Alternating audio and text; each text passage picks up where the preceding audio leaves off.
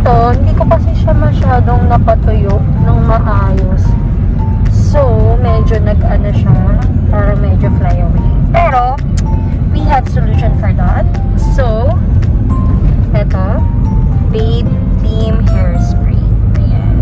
So, I use this every day kapag tuyo na yung hair ko para maayos ko yung mga yan, yung mga konting nakaano dyan, fly away. Ayan. So, let's apply. Try natin.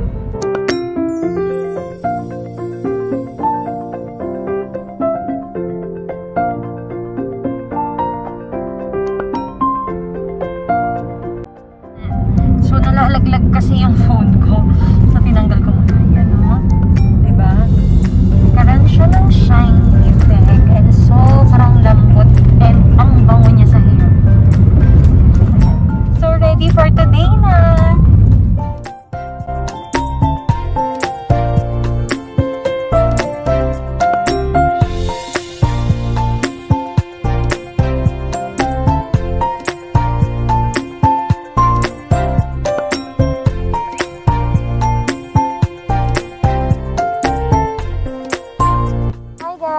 Finally, nandito na kami sa Tagaytay. So, nandito kami sa Tagaytay Picnic Grove.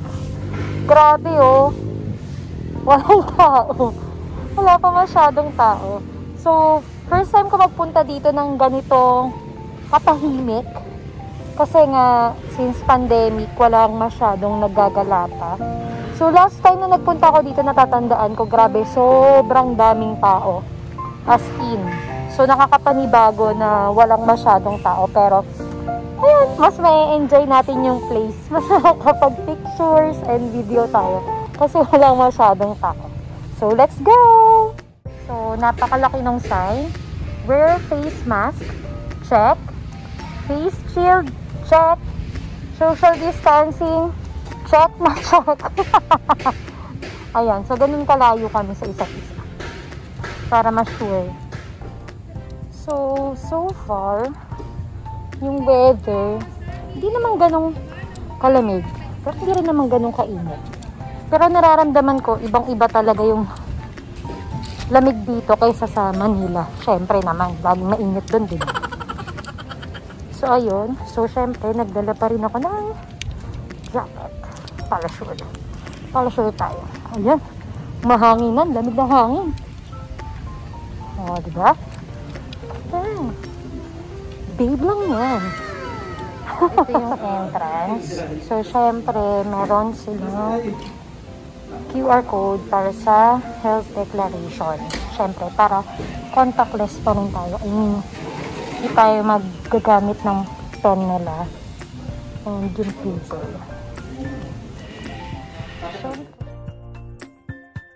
So, dito yung payment area.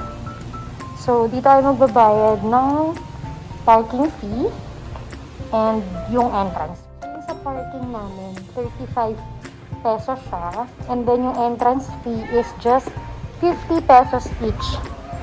So, ayun, may enjoy nyo na ang Picnic Grove. 50 pesos.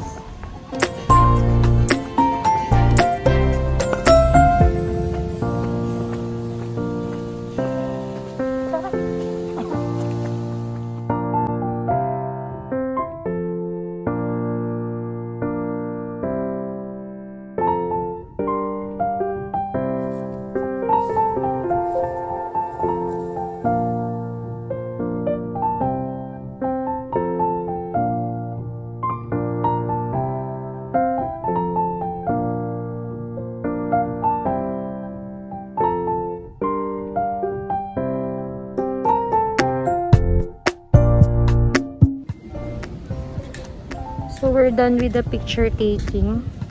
Grabe. Bahagya na makapag-picture. Sa sobrang hangin. Lilipad yung buhok ko.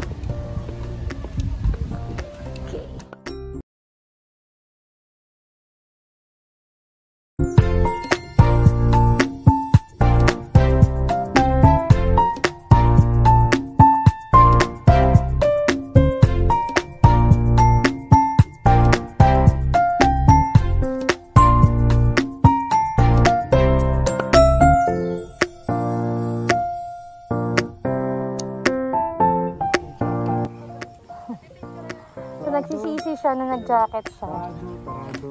Sarado. Oh my God. It's closed. Gusto ko pa naman pumunta doon. Doon, oh, doon. Sa bridge na yun.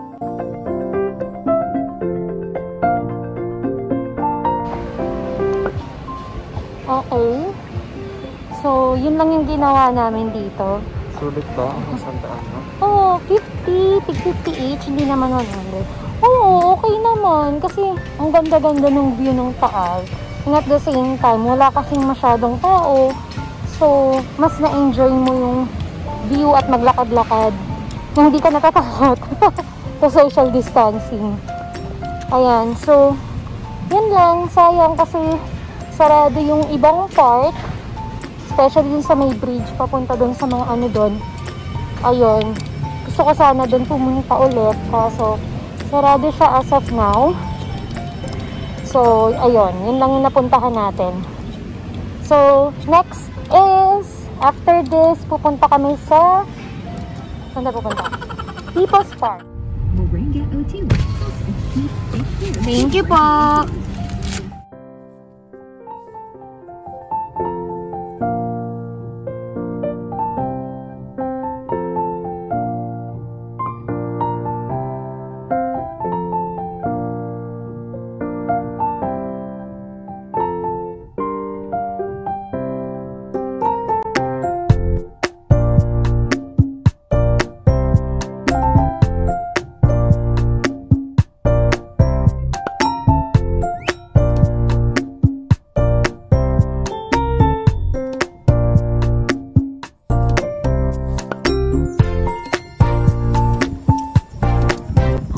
Sobrang nagsistruggle siya sa pag-akyat. Hirap pag mahina baga. Ayan. So, akyat lang. Hiking naman pala ang gusto. Stop over daw muna kami. Pagod na si Tito. Tito, kaya pa? Ayun pa, oh. Ganang kataas pa. Kaya pa, Tito? I-travel na muna.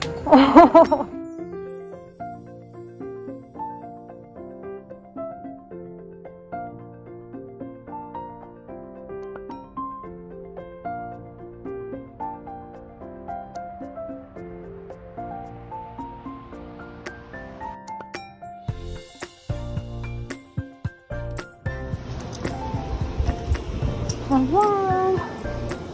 Nandito na tayo sa viewing deck. Ayan. Sobrang foggy. Grabe. Kitang-kita yung fog. Para kung nasa Baguio.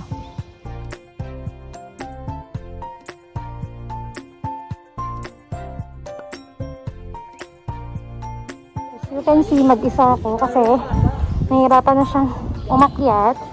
Nahirapan si din umakyat. So sabi ko din na lang niya paintayin sa baba. So para di naman sayang yung punta dito. Inakyat ko na lang mag-isa. Sobrang hangin. Hindi ako kapag-picture ng maayos.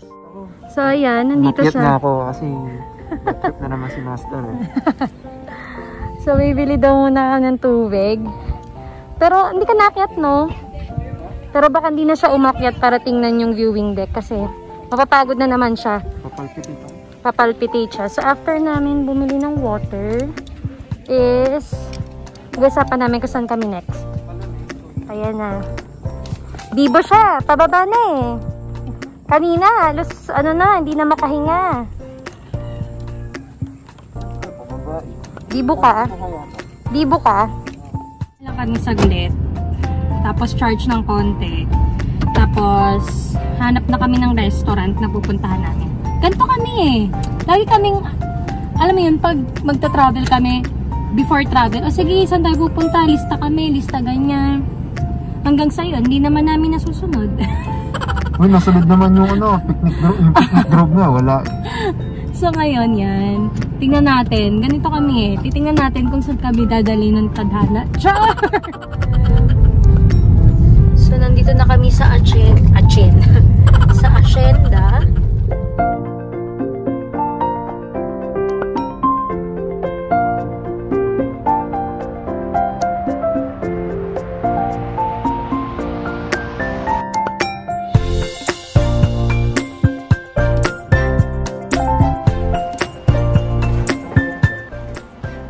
So, lahat daw ng to, buy one, take one.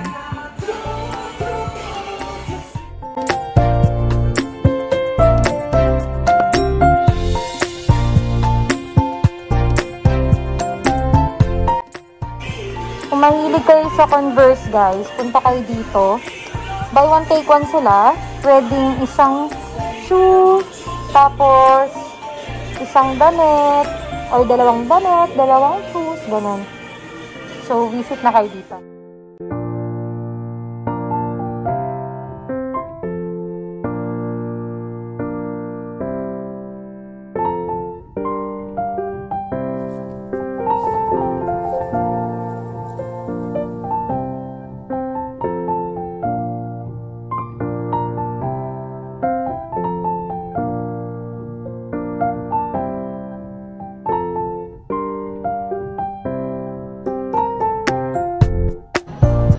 So, tapos na kami mag-ikot dito sa Hacienda. So, may mga store pa rin na close, pero madami ng open. And, ang daming sale dito ngayon actually. So, kung gusto niyo mag-shopping at medyo malapit lang naman kayo dito sa Tagaytay, punta na kayo. So, nakabili siya ng, imagine, dalawang Converse na t-shirt na worth 1,200 each. So, supposedly, dapat mga nasa 2,400 siya. Pero nakuha namin siya ng 600 lang. Imagine, buy one, take one. So, 600, dalawang damit. So, good deal na yan, no? Siyempre. Sobrang good deal. Kasi hindi kami makakita ng ganyang sale sa Manila.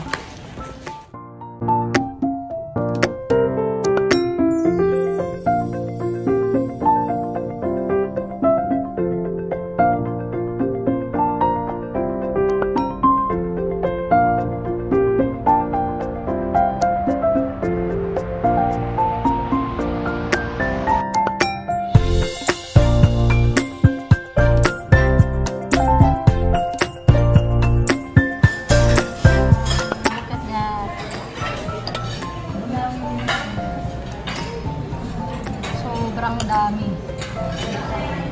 So, yung na-order kasi namin is good for 5 to 6 persons. Kasi, wala silang available na for 2 to 3 lang. So, let's see kung maubos namin. If hindi naman namin mauubos, pwede naman namin siyang i-take out.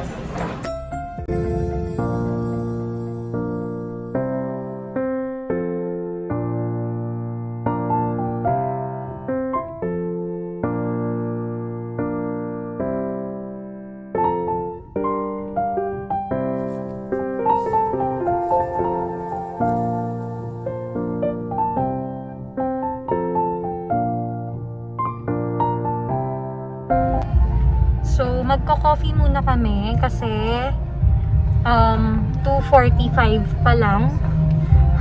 Sobrang aga namin sa Tagaytay. Ang dami na naming nagawa.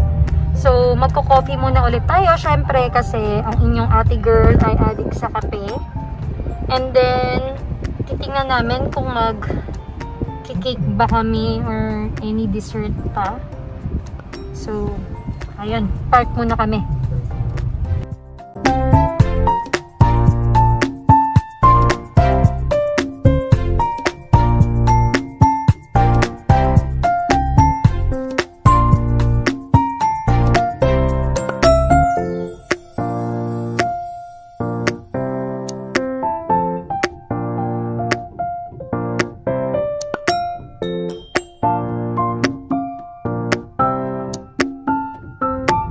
At dito na nga natatapos ang aming Tagaytay day tour. Ito yung first part ng aming anniversary date. Kasi ngayon ay aming 3rd anniversary. Kaya please don't forget to watch also yung aming second part. So wait for the part 2 ng aming anniversary date. Happy anniversary, babe! Happy anniversary. Love you! Kala mo totoo. Char! So, please don't forget to like, subscribe, and hit nyo na rin yung notification bell para updated kayo lagi sa aking mga videos. Thank you! Stay safe!